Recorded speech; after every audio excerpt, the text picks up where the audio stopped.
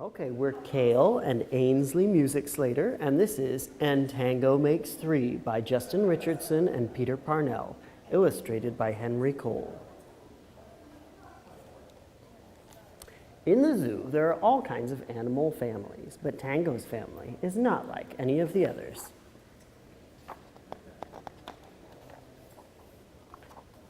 For Lita, for Lucy Jane, and for Maddie and Ben, JR and PP. To Nate and penguin lovers everywhere, HC.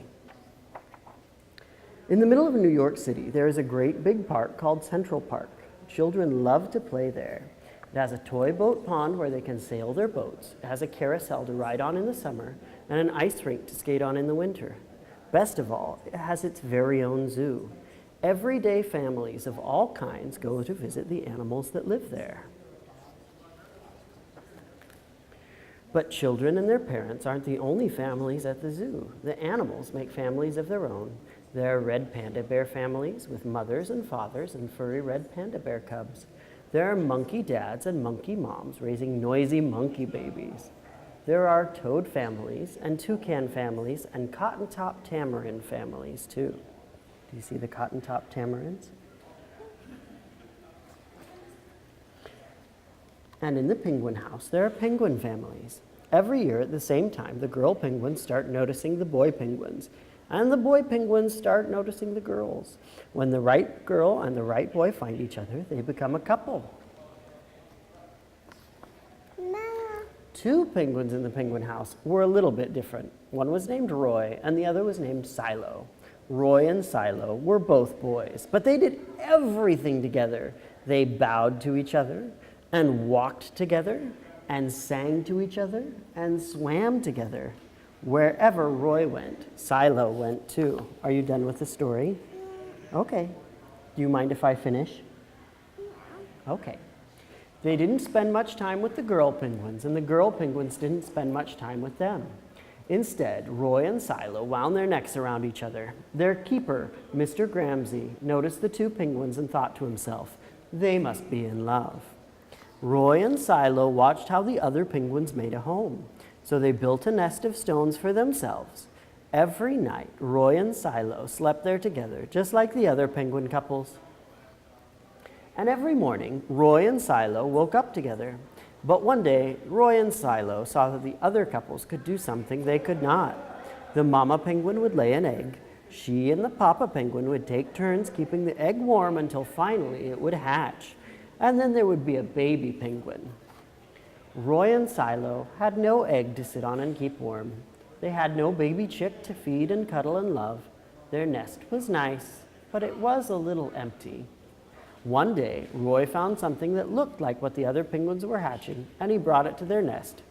It was only a rock, but Silo carefully sat on it, and sat, and sat. When Silo got sleepy, he slept. And when Silo was done sleeping and sitting, he swam and Roy sat. Day after day, Silo and Roy sat on the rock, but nothing happened. Then Mr. Gramsci got an idea. He found an egg that needed to be cared for, and he brought it to Roy and Silo's nest. Roy and Silo knew just what to do. They moved the egg to the center of their nest. Every day they turned it so each side stayed warm. Some days, Roy sat while Silo went for food. Other days, it was Silo's turn to take care of their egg. They sat in the morning and they sat at night. They sat through lunchtime and swim time and supper. They sat at the beginning of the month and they sat at the end of the month. And they sat all of the days in between. Until one day, they heard a sound coming from inside their egg. Beep, beep, beep, beep, it said. Roy and Silo called back, squawk, squawk, beep, beep, answered the egg. Suddenly, a tiny hole appeared in the egg shell, and then, crack! Out came their very own baby.